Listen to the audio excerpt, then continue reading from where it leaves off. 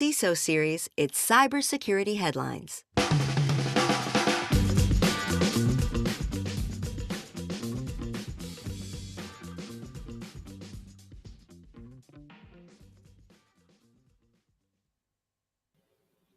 Google will use mobile devices to thwart phishing attacks, security assessments significantly impacting vendors, and a look at ransomware trends of 2022.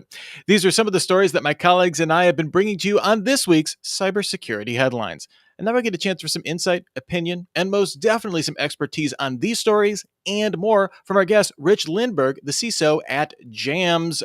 Rich, thank you so much for being on the show. Really appreciate you being here. Thanks for having me, Rich. All right, before we get on to the conversation, we want to thank our sponsor, Datadog, real-time threat detection and configuration audits. Of course, you can join us on LinkedIn Live. How to do so? Just go to CISOseries.com, my friends. Look for the weekend review page. You can find the link there. I'm not going to wait for you, though, because we've only got 20 minutes, and let's get to it. Our first story of the day, Google will use mobile devices to thwart phishing attacks. Google this week announced anti-phishing efforts that will make it possible to use Android and iOS devices in the same way as physical security keys, such as Google's Titan security key. Google is bundling the Titan capability into mobile devices where Android and iOS devices can use Bluetooth to verify they're in physical proximity to the device the user is trying to log into. And Google is expanding prompt challenges, including challenging users to connect their mobile devices to the same Wi-Fi network as the device they're attempting to log into.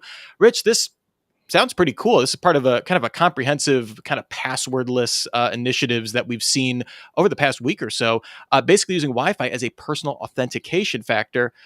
We work in a business, though, where good ideas are quickly chewed on by threat actors, spit out and mocked upon on their untimely grave. What's your take? Is this a good development, or do you see any potential weaknesses? Right. Well, first of all, I applaud the big vendors for coming together to actually try to improve our password situation by going passwordless with something as a credible substitute. But, security is about layers, not silver bullets. So I think this will help, but it depends on the adoption out there and how they implement it, of course. I do see a potential complexity for VDI systems, which aren't with you for proximity, or maybe remote jump boxes for sysadmins. But yeah, I think it should make another hoop for the bad guys to jump through, another pre-stage step that they need to take if they want to try an account takeover. So it'll help. For a VDI, couldn't they do it so you have to log into like the same? Couldn't they theoretically use like a VPN to effectively kind of? I guess that's already VDI then. Never mind. Yeah, it's remote. I'm asking you the same thing. Bluetooth's not going to be the thing there.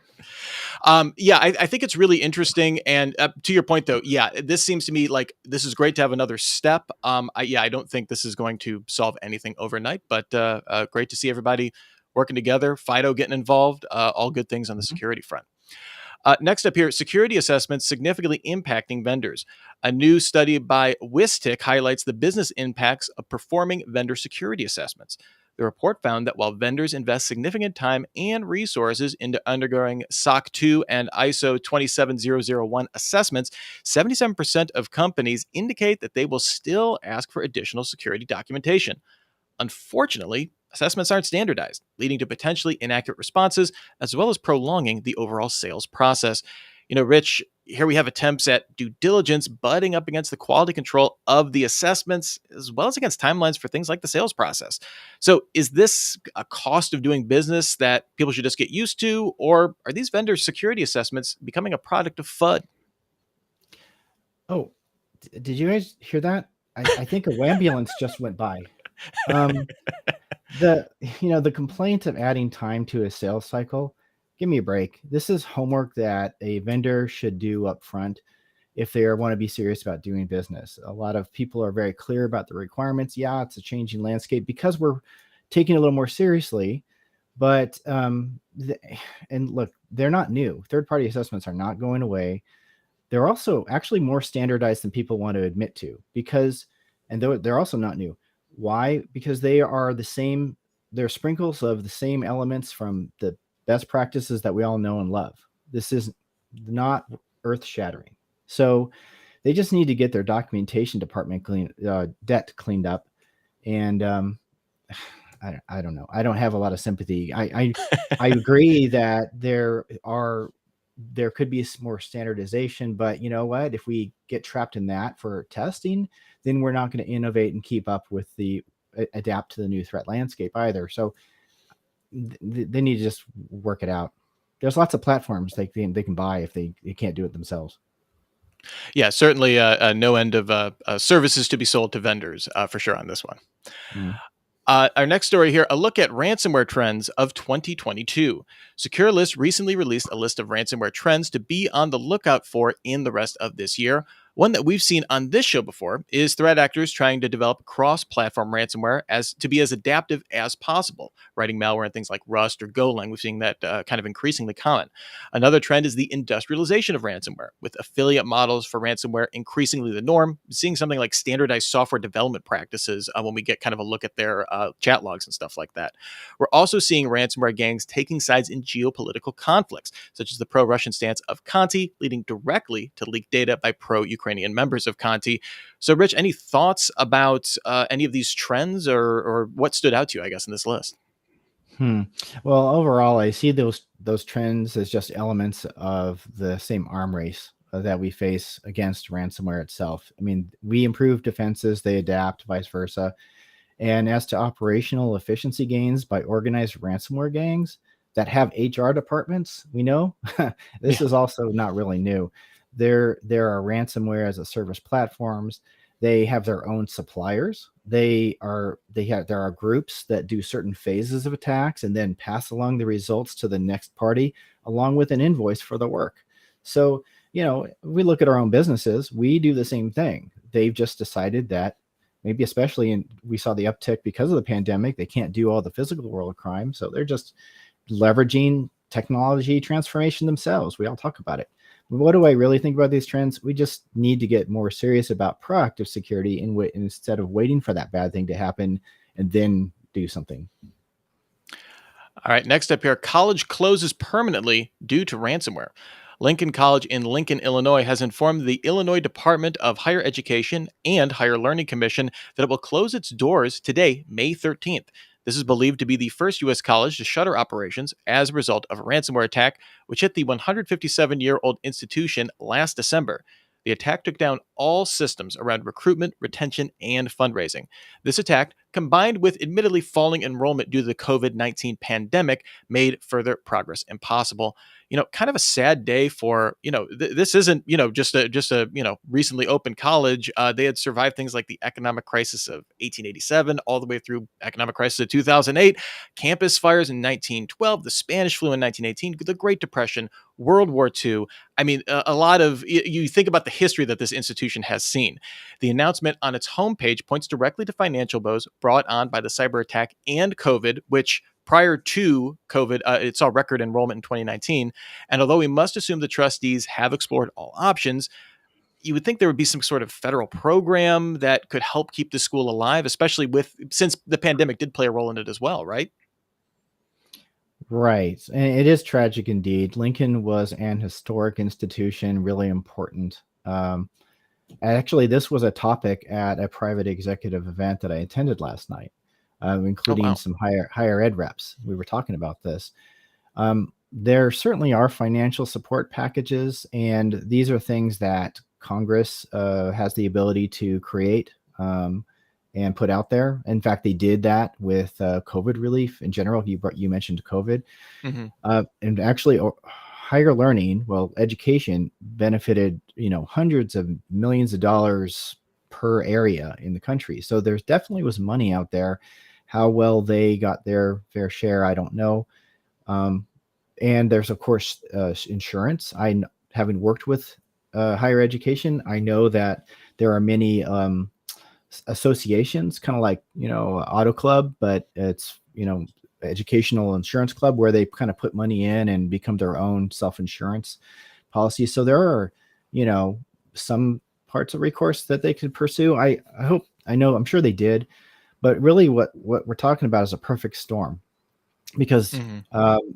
it's COVID. You mentioned it. COVID had made all educational institution enrollments kind of take a dip. And of course, their fixed cost for physical locations and whatnot, still kept going. but this hit when they were doing enrollment. And because of that, yeah, they managed to flip over to backup paper systems, but what they lost was all of the IT efficiency that they had relied on to get visibility to be able to guide their business. So and this is the same problem with supply chains, right? So having a supply chain disruption is the same thing as a ransomware attack, is the same thing as anything that prevents you from delivering your business. There's a revenue impact or complete disruption in this case. So what happened was the lights came back on for them 4 months later in March, I think. And they all of a sudden realized, oh my gosh, we were just steering this ship blindly. We couldn't react in advance. So now they're just sunk. And maybe the government will step in. They've managed to do that for large financial institutions that were too large to fail. We'll see.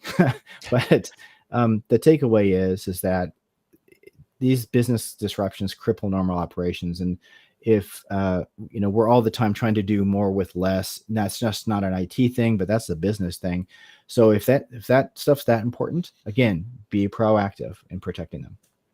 Does this change the equation from, we think about stuff like disaster recovery being like, this is to solve existential or to remediate existential threats to the business. Does this change like the perception of ransomware to like this existential threat that we're seeing out there for organizations?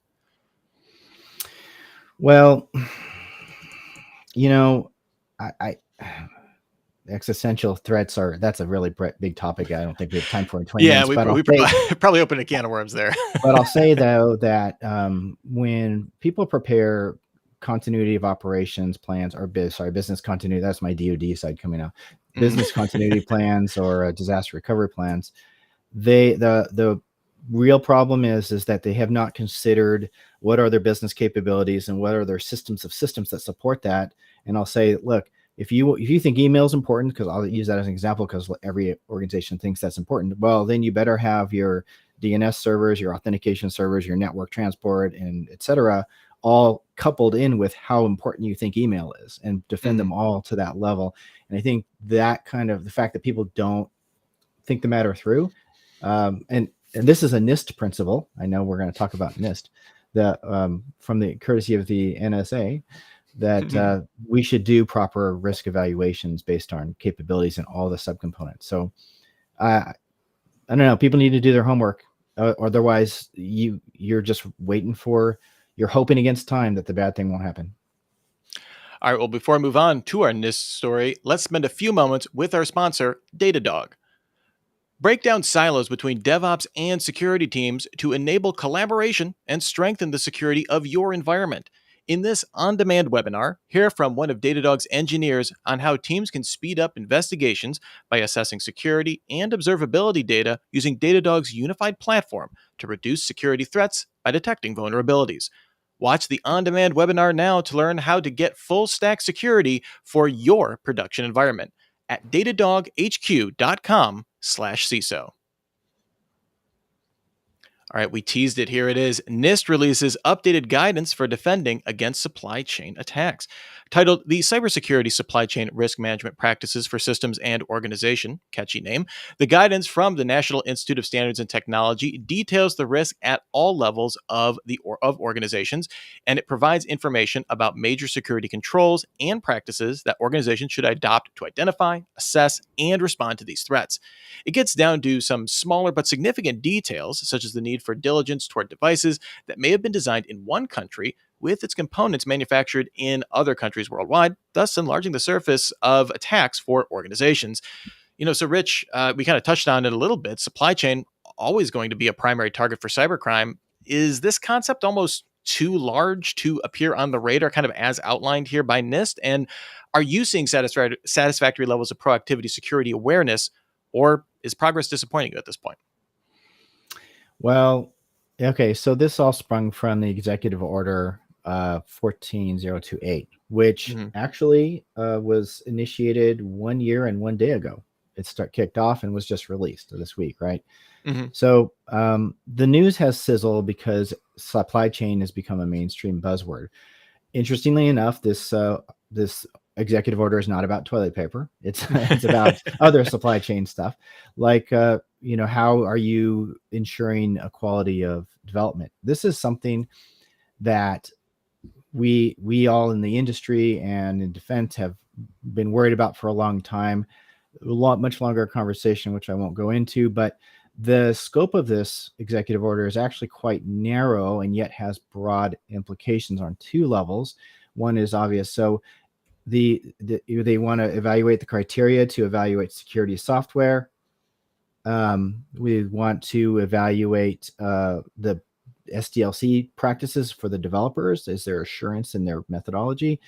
And can they demonstrate that they conform to those practices? So, I mean, that's exactly what it says. But it's not just about those devices manufactured across the world. It's anything that's an IoT device, an embedded device, something that previously we've never really seen. We've seen attempts, but we've never seen them effectively put teeth into it. Now they're finally doing that. And that goes to the second piece that's a little more read between the lines for this executive order, because we're seeing a trend from this administration that they're putting teeth back into guidance.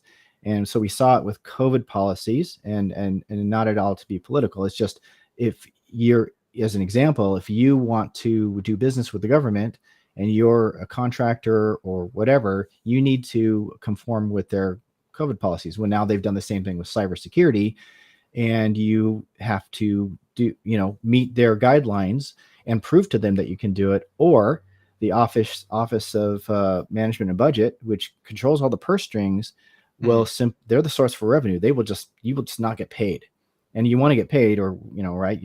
So they're gonna step up. They're gonna figure it out. But this is not a new strategy. If you look at the state of New York, around 2016 or so, I think it was, the state attorney general put into effect New York Cyber Regulations 500, and it required that third parties that want to do business with financial sector businesses in New York, they need to comply with third party, assurance.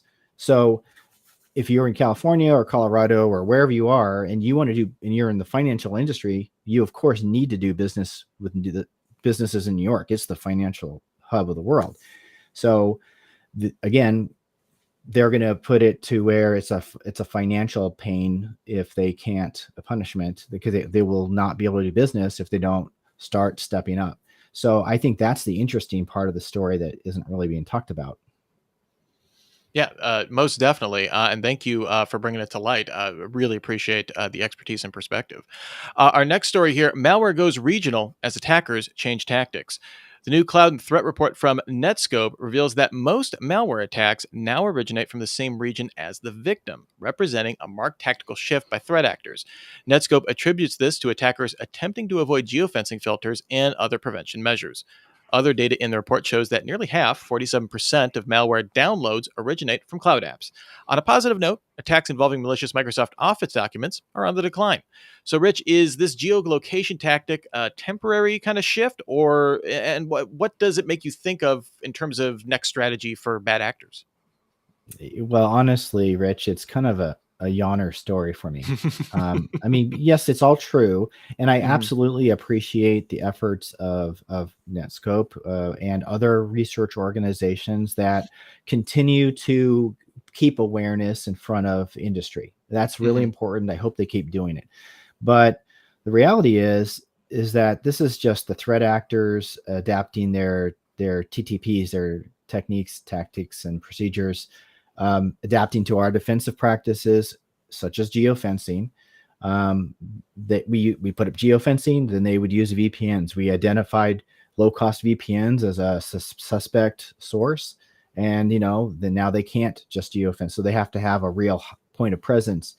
Geofencing and MFA help, but neither are long. Neither are enough anymore. We saw this year people subverting MFA. We see this story breaking that they're creating that point of presence. So we've been dealing with this for a long time, and I don't know. It speaks to me that ultimately you need to make sure you don't have a single point of failure, that all of the controls are necessary, but you want to make sure that you have at least 2 components, maybe even 3, to protect any given system or functionality that you care about. And we'll stop there because it's a big topic. Most definitely, and probably something we'll cover on Defense in Depth before too long. And our last story here, Microsoft launches services to fill the cyber skills gap. Microsoft announced 3 new managed security services under its new Microsoft Security Expert Suites. The company says these are designed for organizations of any size impacted by the ongoing cybersecurity skills shortage. There's Microsoft Defender Experts for XDR, security services for enterprise, and Microsoft Defender Experts for hunting. Basically, these are services to manage vulnerabilities in a time when skilled people are in short supply. Not wanting to pick on Microsoft here specifically, any large tech organization is going to swoop in with products like this when there is a shortage. Do you see this as timely help or kind of a market solution for obviously a market problem, or opportunity, maybe a little bit of opportunism from a dominant player like Microsoft in this scenario, Rich? That's not opportunism. I do take this news with a grain of salt. Microsoft certainly has some very, very skilled people who work for them, but how they structure the business side of this service or these services will ultimately dictate how successful it is. And like you said, there are lots of MSSPs out there, and they are indeed all helping out with this talent shortage. I mean, unless of course they're terrible, but it's necessary. I appreciate that they're stepping up. We'll see how it plays out. All right. And before we get out of here, any story that was a favorite, a thumbs up, or an eye roller for you on today's show? Well, I already mentioned the yawner for reasons, but I got to say my favorite really was that one about the NIST guidance release, the fact that they're taking it seriously and they're providing actionable guidance to organizations to help us all be better. It's really going to help us all in the end. Well, thank you so much for all that great stuff, Rich Lindbergh, the CISO at JAMS. Where can people find you on the cyberspace? And most importantly, are you hiring? Yeah, well, I'm on LinkedIn. I'm very, very active in the community. I do speak at events here and there. I've actually been part of the research community and conference organization community for a long time. So I'm involved and findable.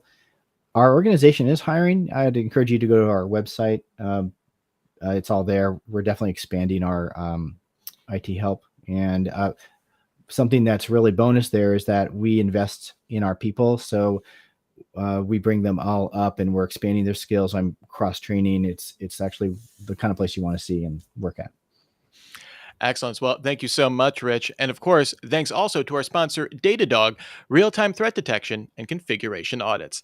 Next week, come on back for Super Cyber Friday, where the chat will be on hacking malware, an hour of critical thinking about understanding, preventing, and dissecting malicious software.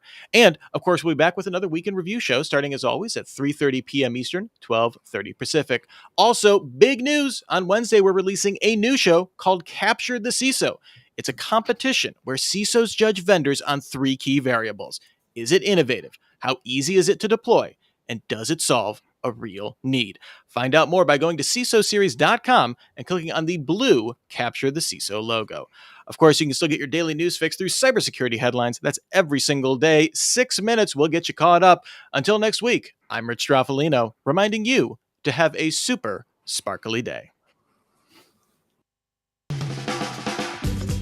Cybersecurity headlines are available every weekday. Head to CISOseries.com for the full stories behind the headlines.